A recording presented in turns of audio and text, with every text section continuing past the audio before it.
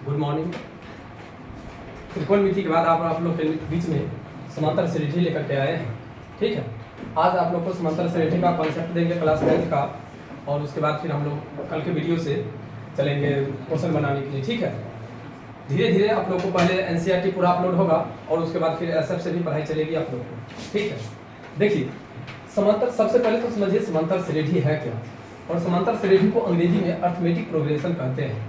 समांतर नाम से ही पता चल रहा होगा, समान अंतर। ठीक है, जब एक पद दूसरे पद, दोनों पद के बीच में समान अंतर हो, जैसे देखिए एक पद अगर 3 दिए, दूसरा पद 5 दिए, तो जैसे दोनों के बीच का अंतर होगा उतना ही इस दोनों के बीच का भी अंतर होगा। अगर इस दोनों के बीच का और इस दोनों के बीच का अंतर अगर समान हो तो उसको हम लोग समांतर श्रेणी कह सकते हैं। ठीक है, देखिए अब आगे सबसे पहले आप लोग समांतर श्रेणी देखिए, कहता है क्या, संख्याओं के एक अनुक्रम को समांतर श्रेणी कहा जाता है। एक अनुक्रम का मतलब क्या होता है, तो कहता है किसी पद और उसके पूर्व पद का अंतर सदैव समान हो।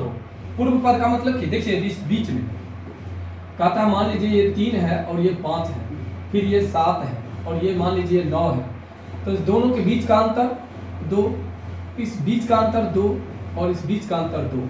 अगर ये समान है तो उसको हम लोग समांतर श्रेणी कह सकते थे। यानी आप ये जो देख रहे हैं ये एपी है, यानी समांतर श्रेणी है 3, 5, 7, 9, ये आपका समांतर श्रेणी कहलाएगा। और इसी समांतर श्रेणी में ये जो समान 2-2 आया, इस 2-2 को हम लोग सार्व अंतर कहते हैं। सार्व अंतर को अंग्रेजी में कॉमन डिफरेंस कहते हैं। ठीक है, इस एपी में 3, 5, 7 और 9, इस 3, 5, 7, 9 में प्रत्येक स्थिति में अंतर 2, 2, 2 आ रहा है। ये जो 2 है, इस 2 को सार्वंतर कहेंगे और 3, 5, 7, 9 को, ठीक है, समांतर श्रेणी कहेंगे। ठीक, ये दोनों क्लियर है। आगे देखिए, किसी अनुक्रम के सदस्य उसके पद कहलाते हैं। पद का मतलब क्या है, अनुक्रम का पद। जैसे हम लोग T1 लिखते हैं, देखिए अगर एसएफ के बुक में देखेंगे तो T1 मिलेगा, एनसीईआरटी के बुक में देखेंगे तो A1 मिलेगा। तो दोनों हम लिख दिए हैं आप लोग को, T1 या A1, T2 या A2, T3 या A3।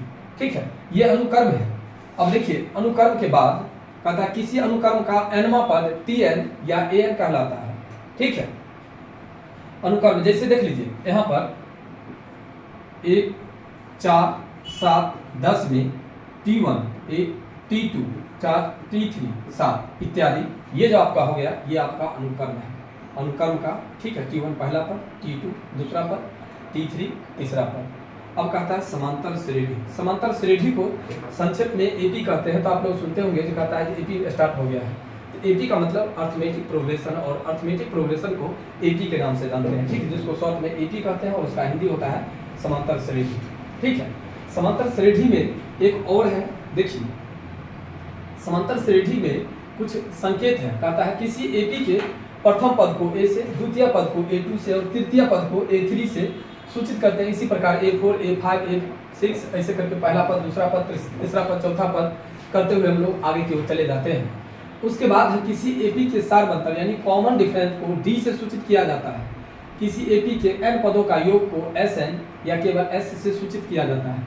ये आपको मिलेगा जब क्वेश्चन बनाने लगेंगे, तब ये सब चीज देखने के लिए मिलेगा। ठीक है, अब कहता है एपी के प्रकार। आपको ये चीज एनसीईआरटी के बुक में नहीं मिलेगा। ठीक है, लेकिन आपको कॉन्सेप्ट देते समय बतला रहे हैं। जो एपी 2 प्रकार के होते हैं, एक होता है परिमिति और एक होता है अपरिमित। तो परिमित जो होता है जिसको हम लोग फाइनाइट एपी कहते हैं और इनफाइनाइट एपी कहते हैं। देखिए फाइनाइट एपी और इनफाइनाइट एपी का पहचान है कुछ। अगर किसी क्वेश्चन में अगर अंत में ये दिया हुआ होगा, जैसे इस क्वेश्चन में 25 दिया हुआ है, तो 25 आपको, ठीक है, फाइनाइट हुआ यानी परिमित एपी हुआ। और जिसके अंत में कुछ नहीं दिया हुआ हो, जैसे इसमें नहीं दिया हुआ है, ये अपरिमित एपी, जिसको हम लोग इनफाइनाइट एपी कहते हैं। याद रखेंगे एपी 2 प्रकार के होते हैं, एक फाइनाइट और एक इनफाइनाइट। फाइनाइट का मतलब कि अंत में कुछ दिया रहेगा और इनफाइनाइट का मतलब कि अंत में कुछ नहीं दिया रहेगा। ठीक है, इसके बाद देखिए एक और है सूत्र, कहता है एपी। एपी का जो सूत्र होता है ऐसे करके लिखा जाता है, A1, A2, A3, A4, A5 dot dot dot dot. अगर इसमें से निकालना होगा D, जिसको हम लोग कहते हैं सार्वंतर, सार्वंतर निकालना होगा तो दूसरा पद घटे पहला पद, ये सूत्र है। और एपी निकालने के लिए जो सूत्र होता है वो होता है, एपी पूरा अगर ज्ञात करना हो तो A1 A + D a plus 2d, a plus 3d, और ये आगे की ओर बढ़ते चला जाता है, a plus 5d, a plus 6d, a plus 7d, ऐसे करके आगे की ओर चलते चला जाता है। अब देखिए an या tn, सबसे इंपॉर्टेंट फॉर्मूला यही है, an कहिए या tn कहिए, बराबर होता है a plus n minus 1 bracket बंद करके d। और एक ये भी सूत्र है, ये अगला चैप्टर में आप लोग को पढ़ना है, an बराबर n/2 into 2a plus n minus 1 bracket बंद करके d। या इसी फॉर्मूला को इस रूप में हम लोग जानते हैं, जब an दिया रहता है, an या tn अगर दिया रहता है और उस समय में अगर कहता है ऐसा ज्ञात करने के लिए, तो हम लोग निकालते हैं n/2 into a plus n।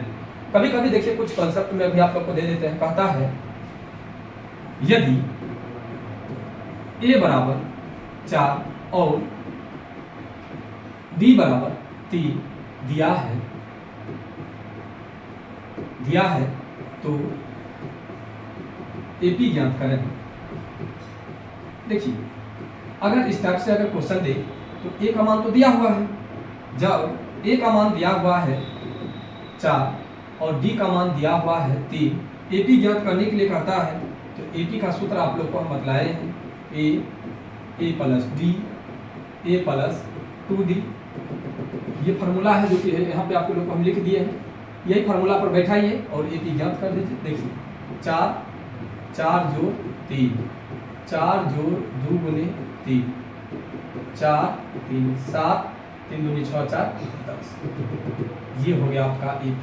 देखिए यही AP है और इसी टाइप से आपको क्वेश्चन दिया रहेगा, 4, 7, 10 दिया रहेगा, आप कहेगा आपको जो AP ज्ञात कीजिए।